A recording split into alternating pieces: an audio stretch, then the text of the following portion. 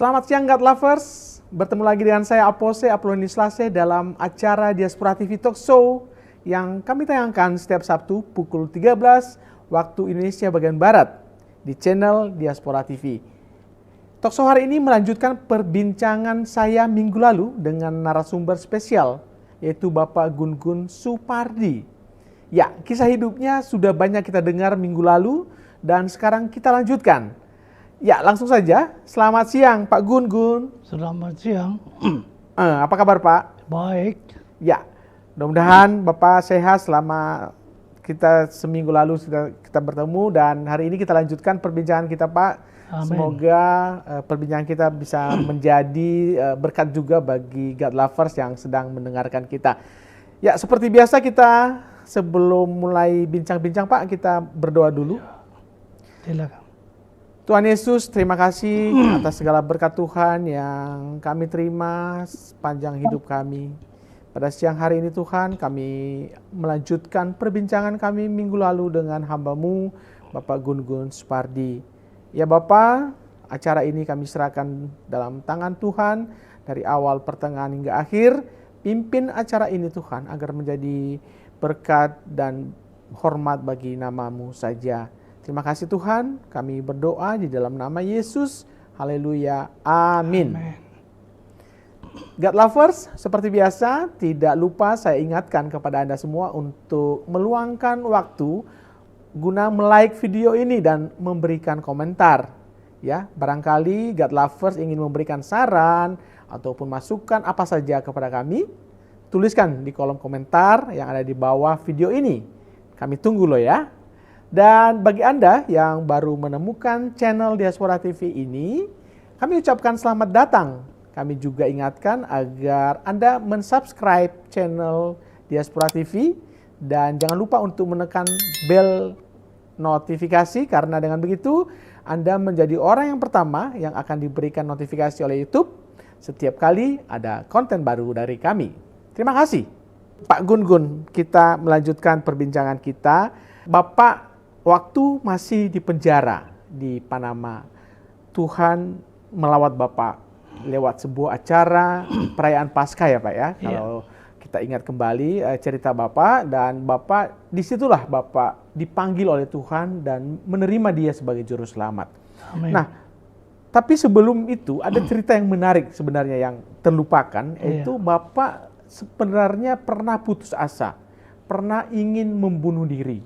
Bisa cerita Pak? Bagaimana, apa yang Bapak rasakan ketika itu? Iya, waktu sampai di Panama, seminggu kemudian dimasukkan penjara bawah tanah dalam keadaan yang sudah tidak damai, tidak guna semua. Daripada hidup di penjara, lebih baik mati masuk neraka lebih cepat. Ya, coba mengakhiri hidup saya dengan gantung diri. Pakai apa? Itu baju dan celana diikat jadi satu dan gantung diri di leher. Sampai sudah sekian menit kok nggak mati-mati. Sampai bertahan. Sampai napas sudah tersendat-sendat. Nggak keluar. Nggak tahan sakitnya. Jadi saya coba bertahan sampai harus mati. Tapi kok tambah lama tambah sakit. Sampai berhitung sampai 5 menit, 10 menit nggak mati-mati. Akhirnya nggak tahan sakitnya. Sakit bukan main. Padahal saya laki-laki yang tahan sakit. Tapi saat itu kok sakitnya begitu dahsyat sekali, sakit sekali, sakitnya akhirnya tidak tahan sakitnya, saya buka gantungan itu, akhirnya saya turun, nggak jadi mati.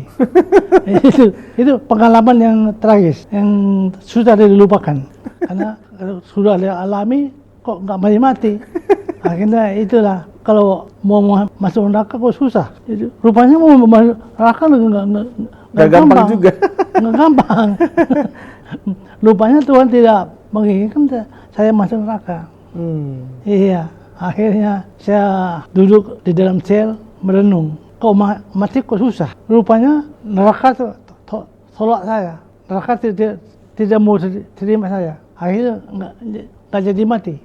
Lambat 2 bulan, 3 bulan kemudian pindah lagi penjara. Dipindahkan lagi. Pindah ke penjara yang tadi dia di penjara Jenny Jail, dan sekarang dipindah ke Castel Budedo. Tapi di Panama juga. Di Panama. Castel Budedo. Itu penjara lebih besar lagi, 12 tingkat. 12 tingkat. 12 tingkat. Nah, saya ditaruh di basement, paling bawah, di bawah tanah, yang tidak boleh keluar di situ. Karena orang berbahaya. Jadi semua orang narapidana maupun penjara takut. Akhirnya jadi taruh di bawah tanah. Di situ merasa sudah terasing. Karena di bawah tanah itu ada 10 sel. Semua satu-satu.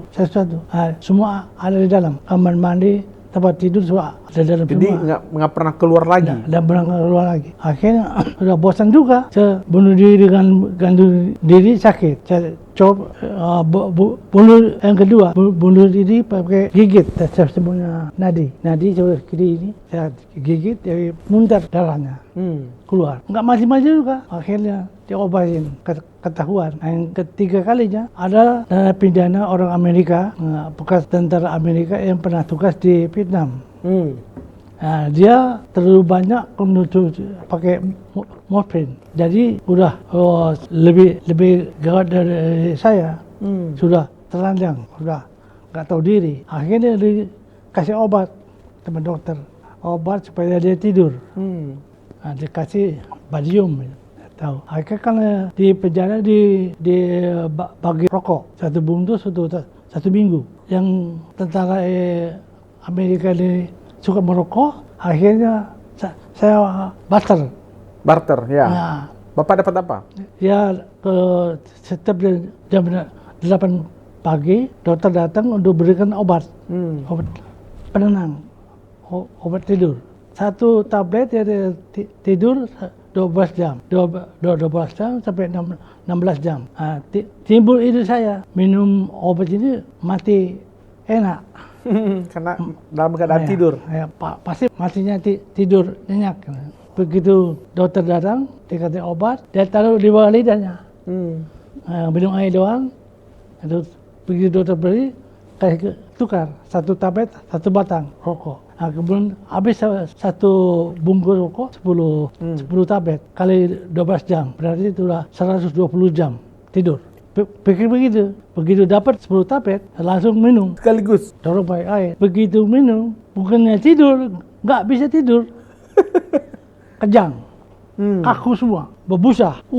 Udah mau mati, nggak mati juga. Akhirnya datang petugas penjara, keliling, lihat Gunggung sakit, langsung dibawa tandu, Bawa ke rumah sakit. ditaruh di tempat tidur, diikat dari leher ini sampai kaki pakai rantai. Dibalik rantai. Takut kalau saya ngamuk, bawa ke rumah sakit. Sampai di rumah sakit, langsung dikasih ganjan, pakai kayu, dikasih minum satu umur ini. Garam, dikasih air, diaduk, diminum. Bukan Coca-Cola ada yang manis, ini garam. Asin. Bukan asin lagi, lebih dari asin lagi. Garam toh dikasih air. Akhirnya rupanya darah yang ada di kepala udah beku. Di seluruh tubuh udah nggak jalan. Dari garam itu untuk mencairkan darah yang ada di otak, ada di seluruh badan. Kambul masuk selang karet dari hidung ke selonggar, dikorek begini, keluar itu darah gumpal-gumpal. Rupanya itu yang bikin cair garam itu. Akhirnya sudah diobatin, cuman jadi mati. Nggak dari mati ya, malah sembuh. Nah, dibawa ke sel lagi. Setelah sudah sehat ya? Nah, di situ saya berpikir, mau mati susah, berarti masuk neraka pun susah. Nah, saya berpikir bahwa neraka tidak mau terima saya. Ya, baik Pak Gun-Gun. Akhirnya setelah itu kan ada momentum tadi seperti yang minggu lalu Bapak cerita, ada perayaan Paskah dan Bapak diperbolehkan ikut ya dan menerima Yesus. Nah, setelah menerima Yesus, ya kan, itu masih dalam penjara kan ya. Lalu apa saja yang dilakukan Pak setelah mengenal Yesus? Tadi dikasih Alkitab. Akhirnya apa yang dilakukan, apa aktivitasnya? Saya baca Alkitab dan mulai belajar untuk berdoa di dalam Yesus. Di situ ulangi sampai 6 bulan. 6 bulan, begitu 6 bulan, keluarlah dekret dari Presiden Republik Panama, di mana kanal Panama yang sudah dipakai oleh Amerika sudah 100 tahun dikembalikan ke Panama.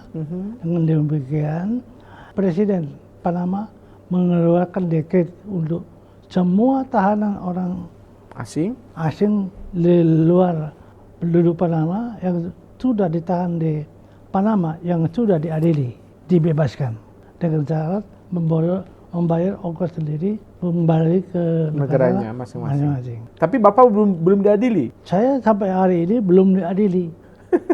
Tapi nama itu tercantum di dalam daftar itu. Itu sama datang dari petugas penjara, Pak belum bebas. Saya bilang belum, karena syaratnya yang sudah diadili. Saya kan belum diadili. Nah, bebas.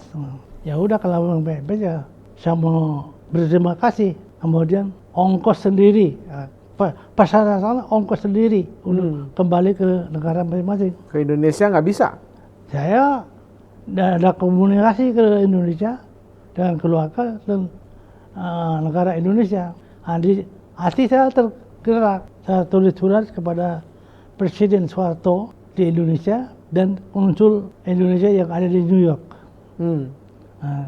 Dengan berkata bahwa yang mulia Bapak Presiden Soeharto yang ada di Jakarta, Indonesia.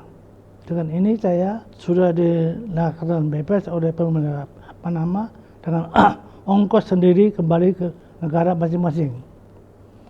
Akhirnya tanda tangan alat bantuan beliau untuk saya bisa pulang ke Indonesia. Saya mau kirim videonya, bagaimana caranya? Di penjara di bawah sana tidak ada yang tahu, tidak ada yang lewat. Di situ saya melihat bahwa Tuhan itu mengetahui.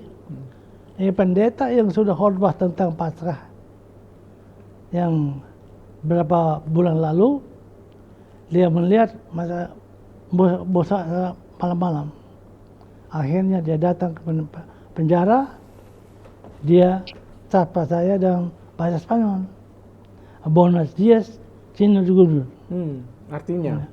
Selamat pagi Pak Gurdun. Selamat pagi. Yo que ora por ti. Saya mau berdoa untuk Anda, kata. Oh silakan. Dia dikawal 2 polisi. Satu mendadak sana, satu mendadak sana, dan saya berhasil buka.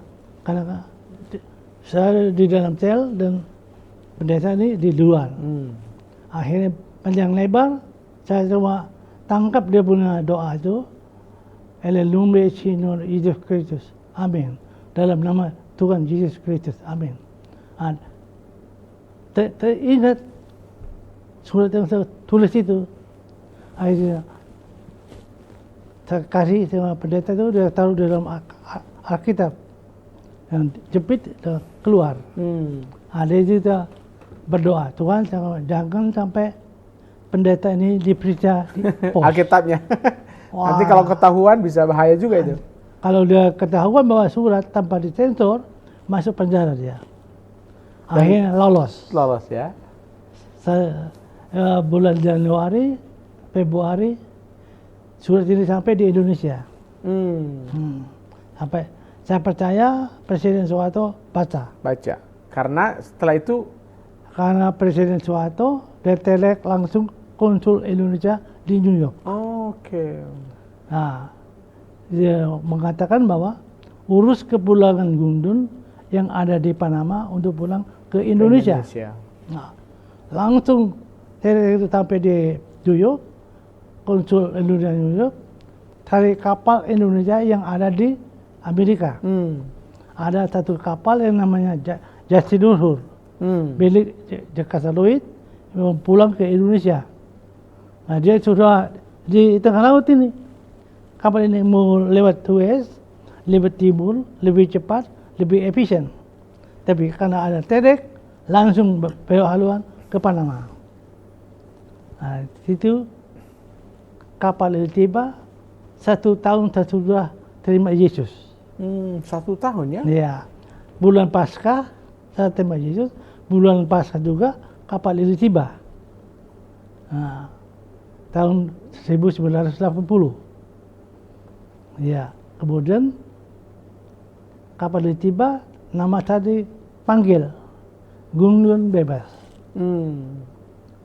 Ini yang kasih surat itu sih kepala penjara Panama. Iya, jadi Gunung Bebas. Akhirnya Gunung Bebas dikasih surat bahasa Spanyol, surat kebebasan. Nah, dan koran-koran yang bahasa Spanyol juga ada. Begitu kapal tiba, angkat saya bawa pulang ke Indonesia. Bulan pertama yaitu Surabaya. Langsung ke Surabaya? Surabaya. Selama berapa lama? 1 bulan. 1 bulan, 30-an hari ya? 3 bulan. Wow. Bulan April tanggal 12 sampai di Surabaya Mei 16. Mei 15 Mei. Hari Sabtu seperti ini, hari Sabtu ya. Sampai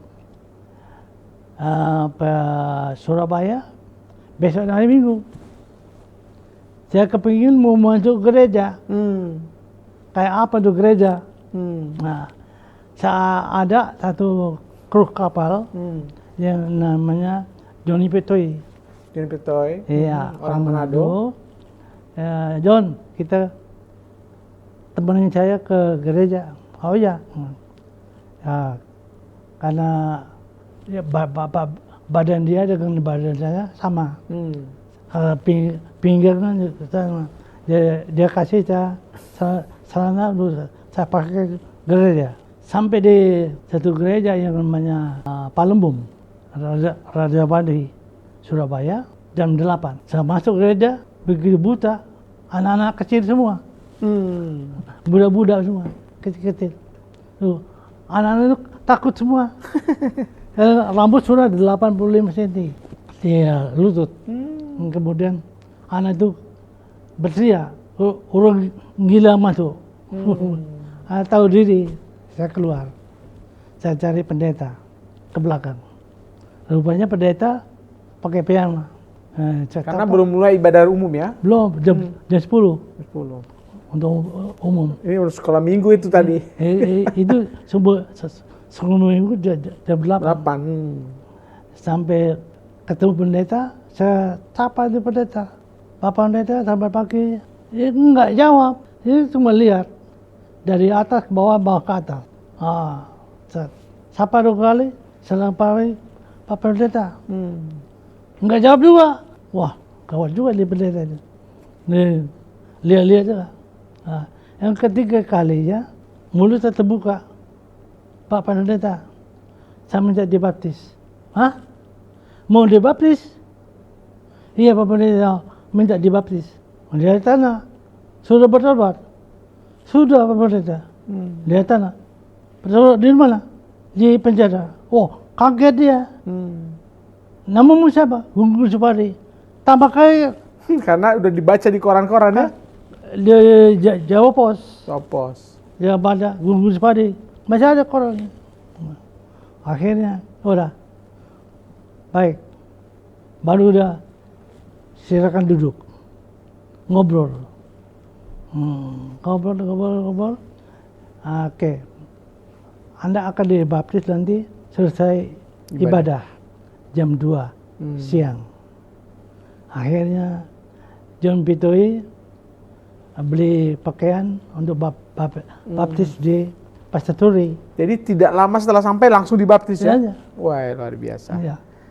Karena hatinya tergerak untuk minta dibaptis. Dan nggak ada keluarga di sana? Nggak ada. Sama sekali nggak ada keluarga Nggak ya? ada. Yang sambut itu nggak ada? Nggak ada. Dari kejaksaan juga nggak ada? Nggak ada. Oke. Jadi Bapak udah langsung bebas jadi orang Iya. merdeka ya? Saya berdoa Ah. satu hari sebelum sampai Surabaya, Tuhan, saya menghindar, tidak mau ketemu dengan wartawan maupun polisi. Nah, terjawab. Anak dinas luar Jakarta pun tidak mau lapor lagi. Saya lapor imigrasi. Imigrasi. Ya, berdua imigrasi orang Batak. Nah, untung Anda tidak ketahuan sama polisi atau wartawan.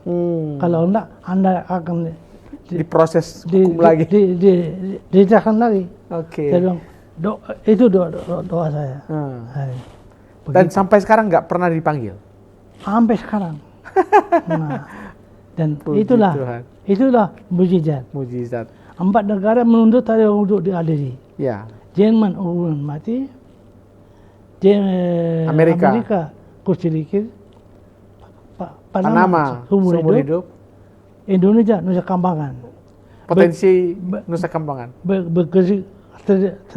Terima Yesus menjadi Tuhan juru selamatku, maka Jerman kalah, Jerman kalah. Amerika kalah, Panama kalah, Indonesia kalah. Yang menang Yesus. Haleluya. Yesus yang menang, Gunggun bebas. Amin. Itulah mujizat Mujizat. terbesar karena manusia berdosa bertobat. Ya. Itulah mujizat terbesar. Ya. Yaitu manusia berdosa bertobat. Itulah mujizat terbesar. Mujizat terbesar.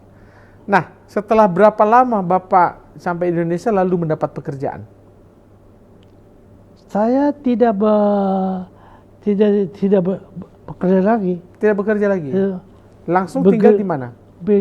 Begitu sudah dibaptis, masuk sekolah Alkitab. Oke, jadi tinggal langsung di gereja, pastori asrama. gereja.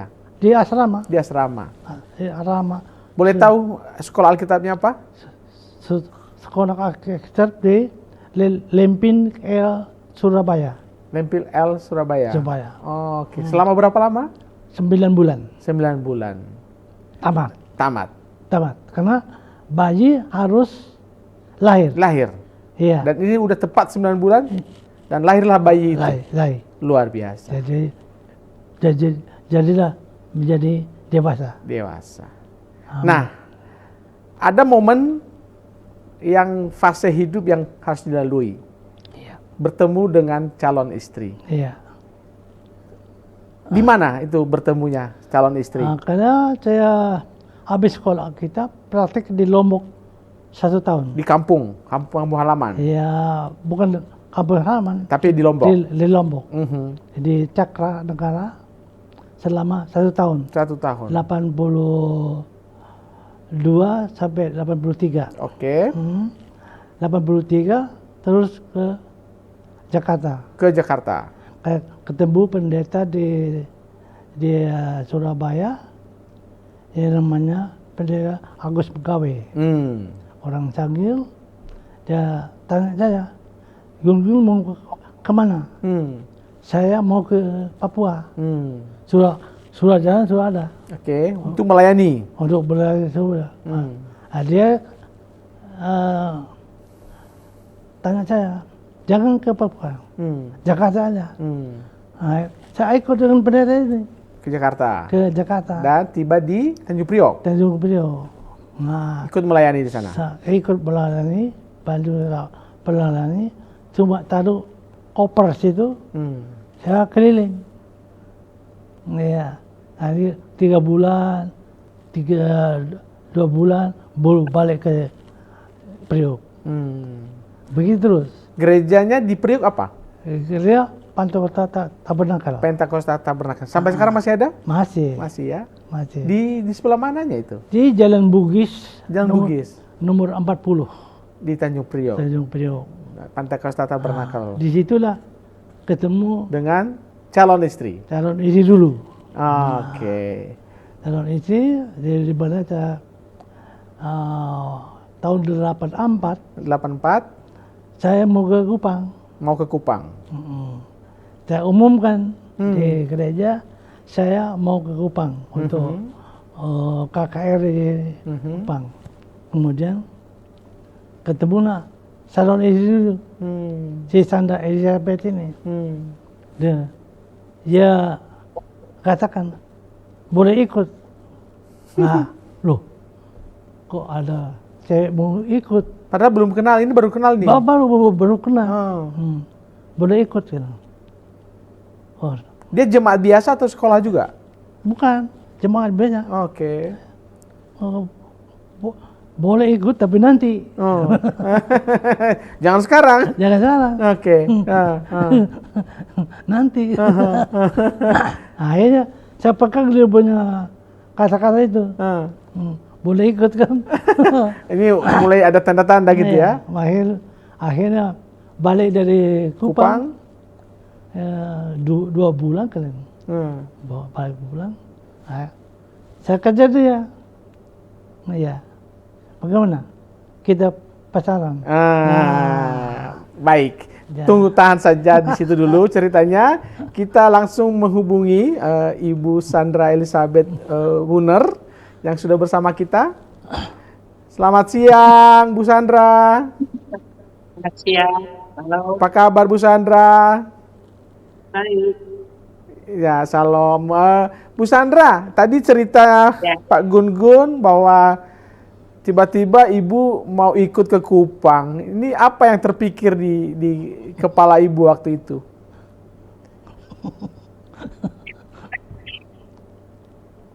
Halo. Kayaknya sih nggak ada kepikiran, cuma sepintas aja begitu. Dan memang udah mulai punya perasaan nggak sama Pak Gun-Gun waktu itu? Enggak, belum tahu Bang. Jadi iseng aja itu mau minta ikut ya?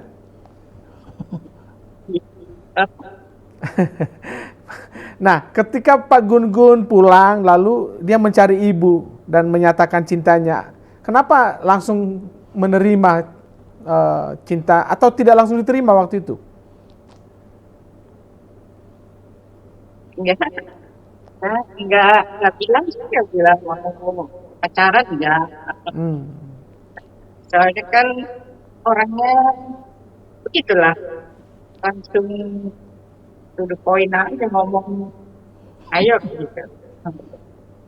Oh, jadi Ibu langsung iyakan ya?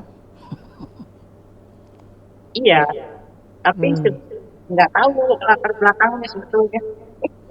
Oh, nggak tahu ya. Nah, selama berapa lama setelah pacaran atau baru tahu Bu latar belakangnya? Setelah sudah nikah. Setelah menikah baru tahu? Iya. Dari mana Ibu tahu?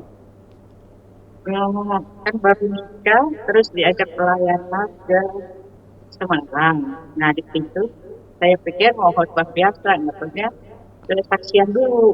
Lah, kok kesaksiannya begini, serem sekali.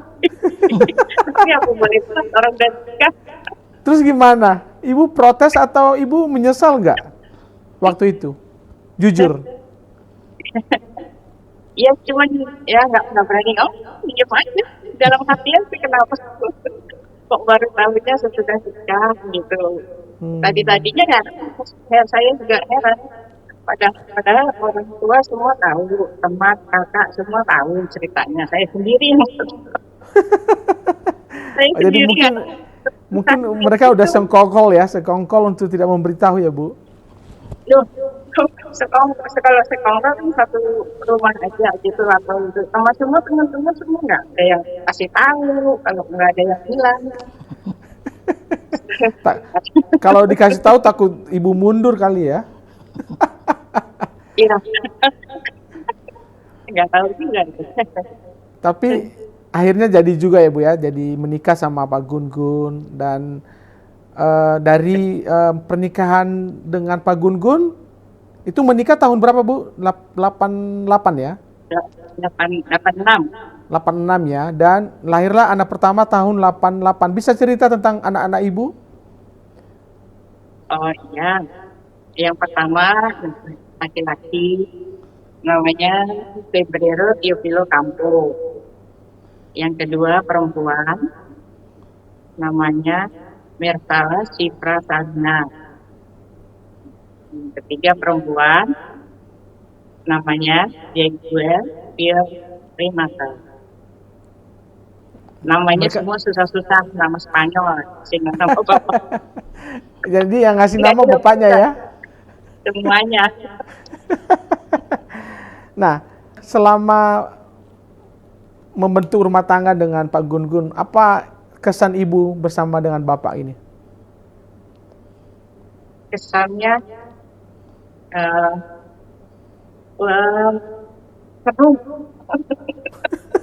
seru, banyak banyak banyak mujizat, banyak surprise. Pokoknya semuanya serba serba mujizat lah selama hidup. Ada sisi romantis nggak, Bu?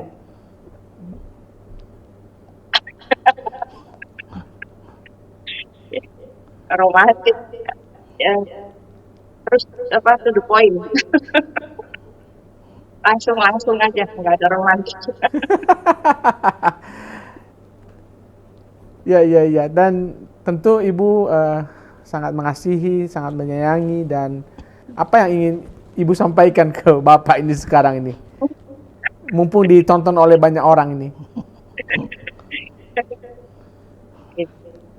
Ya, terus terus melayani, terus mujizat terpasti ada, pasti di dalam pelayanan Tuhan tolong. Walaupun dalam keadaan yang sakit, yang susah, yang kekurangan, tapi pasti Tuhan cukupin.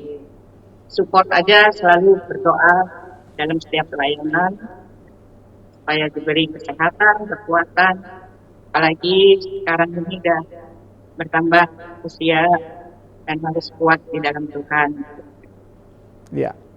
Ya, Pak Gun-Gun, anak-anak udah besar. Tadi ibu cerita mereka sudah dikaruniai oleh Tuhan pada ibu dan bapak. Kalau mereka mendengar acara ini, Pak Gun-Gun, apa yang Pak Gun-Gun mau omong sama anak-anak bapak? Ya, puji Tuhan. Saya berdoa dan mengharapkan supaya semua anak-anak ini takut Tuhan. Dan sesuai dengan Alkitab, hormati ayah dan ibu. Supaya lanjut usianya di atas bumi ini. Dan mengasihi Tuhan itu sangat mulia, sangat bagus. Ya. Itu yang dikehendaki Tuhan, yaitu takut Tuhan dan hormati ayah dan ibu. Iya. Ibu, apa yang ingin ibu sampaikan kepada anak-anak? Ya, takut sama Tuhan, anak selalu mendahului Tuhan, dan orang tua harus dihormati dan harus sayang sama keluarga semua. Baik. Ya, mungkin Pak Gun-Gun mau mengatakan sesuatu sama istri tercinta? Mungkin yang selama ini jarang disampaikan. Katanya romantisnya agak kurang, Pak. Mungkin bisa romantis Ya, sekarang, Pak. namanya romantis itu tidak bisa dikatakan. Tidak bisa diungkapkan. Mungkin saat ini di Diaspora TV harus Haleluya. dikatakan, Pak. Satu kata, Pak, apa? Satu kalimat buat ibu. Saya sebagai suami ya tetap mengasihi istri, ya kan? Harus mengasihi istri, ya, karena istri itu adalah belahan jiwa kita, ya. Dan dua yang menjadi satu antara istri dan suami itu dua menjadi satu, bukan dua tetap dua, tapi dua sudah menjadi satu, Iya. yang saling mengasihi. Amin. Itu Bu, udah romantis Bu. Ibu adalah belahan jiwanya Bapak ya.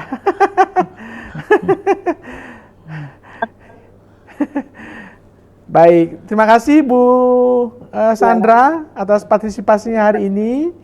Semoga Tuhan Yesus memberkati dan sehat selalu ya Bu. Ya, amin. Amin. Salam. Salam. Ya, Pak Gun-Gun, ini luar biasa ya. mukjizat demi mukjizat seperti Ibu sampaikan tadi bahwa Tuhan boleh saja mengizinkan masa lalu terjadi, tetapi Tuhan juga menetapkan langkah-langkah Bapak sesuai dengan kehendaknya. Dan sekarang setelah sekolah Alkitab, melayani, membentuk keluarga, punya anak, belum punya cucu ya Bu? Pak? Belum. Masih belum ya. Nah, pelayanan, apa sih misi Bapak dalam pelayanan? Misi saya adalah membuat orang yang tidak mengenal Yesus menjadi mengenal Yesus.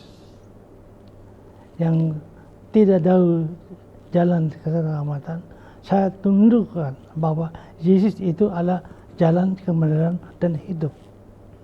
Karena tidak ada seorang pun yang sampai kepada Bapa kalau tidak melalui Yesus. Karena Yesus adalah Tuhan untuk semua manusia. Yang percaya Tuhan, Yesus tetap Tuhan. Yang tidak percaya, Yesus tetap Tuhan. Yang menolak Yesus, Yesus tetap Tuhan. Apalagi yang menerima Yesus, Yesus tetap Tuhan. Ya. Karena dia ada Tuhan yang tidak ada batasnya. Iya. Dia Tuhan yang kekal. Dan satu-satunya Tuhan yang mau berkorban ada Yesus. Mantap. Iya. Baik, God Lovers, kini juga Anda semua memiliki kesempatan untuk mendukung setiap program penjangkauan jiwa di Diaspora TV. Salah satunya dengan mendukung program Talkshow ini. Anda bisa mengirimkan dukungan Anda seberapapun di rekening yang ada di layar kaca Bapak Ibu. Silakan scan screen dan jangan lupa bubuhkan angka 4 di belakang nominal donasi saudara. Dan mohon bukti transfer dikirim ke nomor WA yang ada di layar kaca God Lovers semua. Kami juga memberitahukan bahwa pada Minggu 9 April 2023 mendatang kita akan merayakan Paskah dengan menghadirkan pembicara spesial.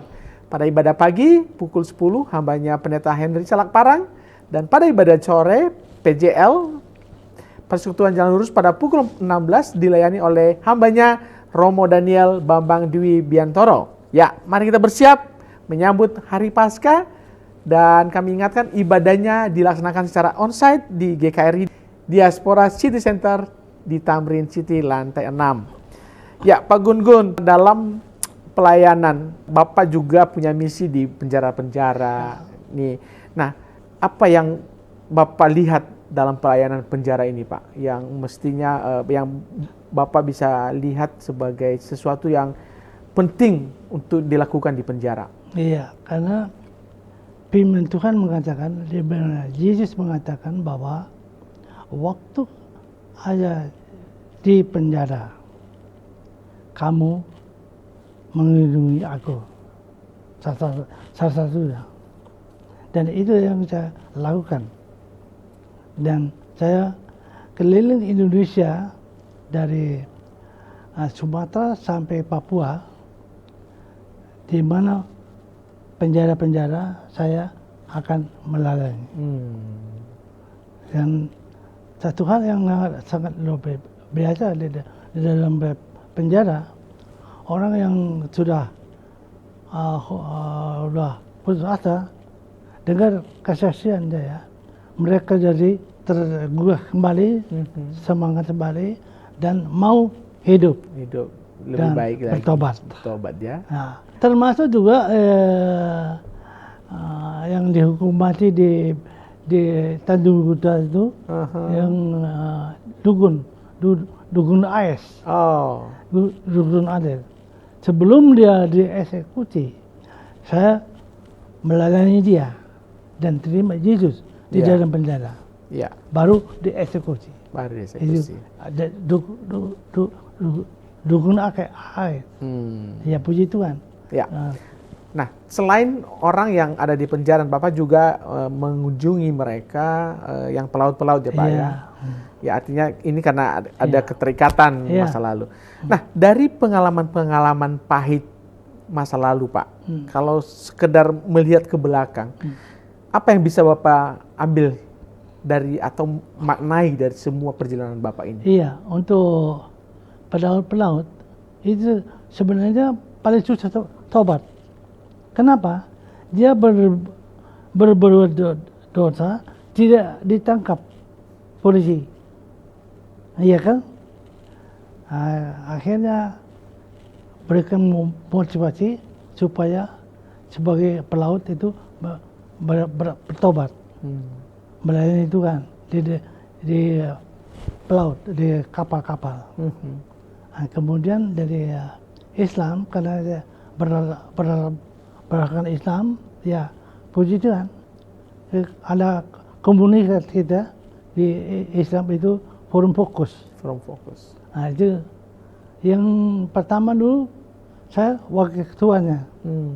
Yang pertama dari ketuanya itu Muhammad Patah yang sudah meninggal. Yeah. Nah sekarang sudah diganti, dari cara sudah meninggal, diganti ada Fadil Muhammad. Fadil. Dari Fadil. Yeah. Sampai sekarang. Puji Tuhan. Fadila Mulia. Ya. Iya. Oke, luar biasa. Nah, Pak Gun, sekarang kesehatan agak terganggu. Ya. Bapak sempat terkena serangan stroke. Ya. Itu kapan, Pak? 2009. Saya mau ke Singapura lewat Batam. Jam 1 pagi, miring, mulut sambil ke kanan. Ya, tidak bisa jalan. Wow. Tidak bisa ngomong. Loh, saya nggak tahu kalau itu stroke. Langsung dibawa isi saya ke rumah sakit. Dari jam 6 sampai jam 9 tidak ada dokter. Wow. Yang ada cuma perawat. Cek darah. Darahnya sudah 285 Hipertensi. high. Tekanan darah tinggi. Pecah Pembuluh darah. di Kepala. otak. Darah semua. Itu bikin parah. Akhirnya teman saya telepon dari Perth, dari Australia. Yang biasanya dia SMS, tapi Telepon. itu dia telepon. Saya nggak bisa angkat telepon. Isi saya angkat. Gunung mana? Oh, stroke. Dia bisa ngomong. Oh, langsung dia suruh saya ke Rumah sakit. rumah sakit Pertamina. Pertamina. Sampai Pertamina, di scan. Nah, baru ketahuan. Pecah. Dokternya orang Batak di Sirait. Dia bilang operasi. Otak saya belah. Nah, saya doa dalam hati saya, Tuhan berikan saya suara, bisa ngomong dengan dokter. Keluar suara patah-patah. Saya bilang, dokter, kalau operasi jaminannya apa?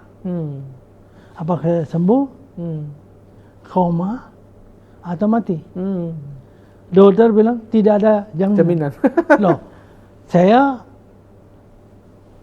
minta dia, kau berani kamu operasi?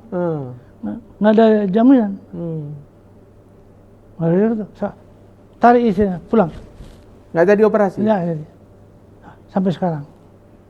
Dan terjadi Dan mukjizat lagi? mukjizat. Bisa jalan lagi? Terapi. Terapi apa? Lebah. Sangat lebah. Suruh sengat? Iya. Sangat lebah. Sampai lidah. Kalau lidah sudah kaku. Sudah kaku. Iya, udah pelo. Nggak bisa, ya udah pelo ya ngomongnya. Ya. Belum bisa ngomong. Akhirnya satu minggu dua kali terapi. Senin Kamis terapi. Puji Tuhan Pak Gun. Sekarang pulih kembali. 100% pulih. Amin. Dan akan pulih terus ya Pak. Pulih. Amin. Nah Pak Gun, terakhir nih Pak Gun. Apa pesan Bapak kepada semua pendengar, semua God lovers yang mendengarkan kita terkait bagaimana kita harus percaya kepada Yesus. Nah, Silakan Pak. yang namanya percaya itu harus dengan iman.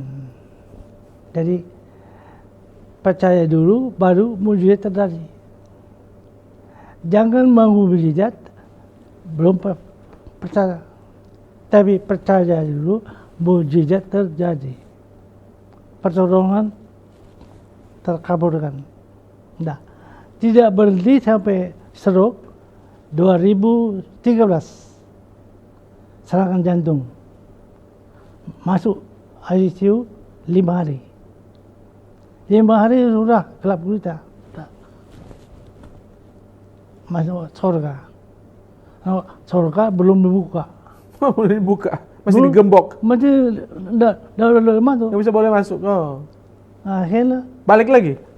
ada pendeta datang berdoa. Tuhan tolong Gun ini belum banyak pekerjaan Tuhan yang belum dia lakukan. Sadar. Padahal hari yang ke-6 operasi Oh. jantung. Ya. Berbelah juga ini. Ya. Jantung berbelah.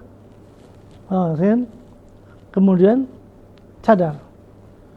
Hari yang ke-6, hari Senin, saya pulang. Minta pulang. Dokter marah.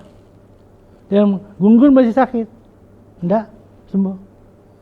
Gun masih sakit. Dok, yang punya jantung saya. Bukan dokter. Saya pulang. Dikasih surat. Kenyataan. Surat kematian.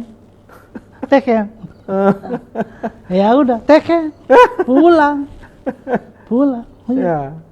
Nggak berdiri di situ lagi. 2019. Sebelum COVID. Belum COVID. Ya. Nggak bisa buang air besar. Nggak bisa buang angin. Kembung. Sakit. Masuk rumah sakit. Dari jam 10 sampai jam 2 pagi. Dokter bilang ada tumor Di perut. di perut, dikorek perutnya. Dokternya cewek lagi, dia korek dengan jarinya, operasi, mau operasi pagi, jam 2 pagi kami pulang. Akhirnya sampai di rumah, buang air besar, buang angin, Gak bisa. sampai hari ini tidak ada tumor. Tidak ada tumor. Jadi kenapa kepala stroke? Semua yang jahat-jahat dipikir di otak. Tahu di otak. Maka Amsal mengatakan manusia memikir kejahatannya di tempat tidur. Orang mikir kejahatan di tempat tidur pasti nggak bisa tidur. Ya. Nah, jantung hati. Kenapa? Semua yang jahat-jahat, yang tidak baik, simpan dalam hati. Tidak boleh. Mestinya simpan firman Tuhan yang baik-baik. Simpan firman Tuhan. Haleluya. Akhirnya Sembuh kembali. semua. Pulih semua. Kenapa perut? Semua yang haram-haram masuk semua. Tampung semua. Iya, tampung semua.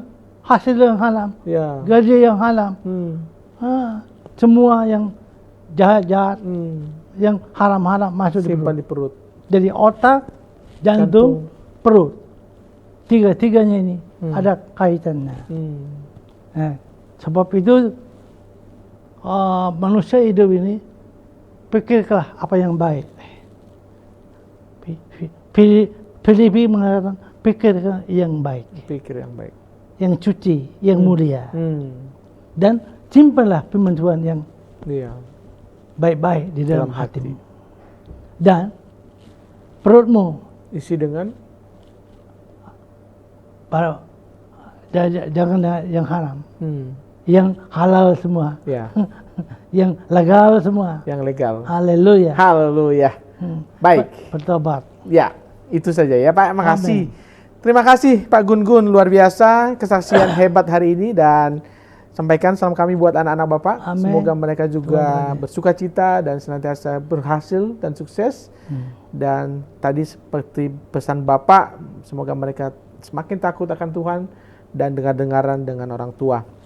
Ya, sampaikan salam kami Pak dari Diaspora Terima TV kasih. buat keluarga. Tuhan berkati. Tuhan Yesus berkati Pak. Amin. God Lovers, terima kasih atas kesetiaan Anda semua. Saya Apose Apollonis Lase bersama kru Diaspora TV yang bertugas pamit. Sampai bertemu di lain waktu. Tuhan Yesus memberkati. Shalom.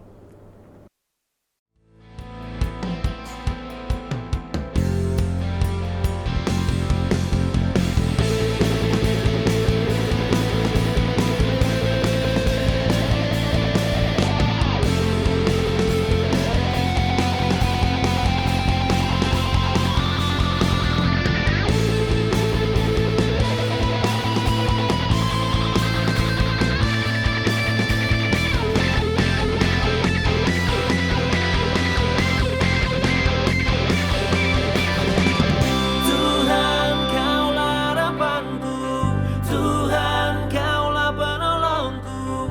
Takkan pernah kau biarkan aman selalu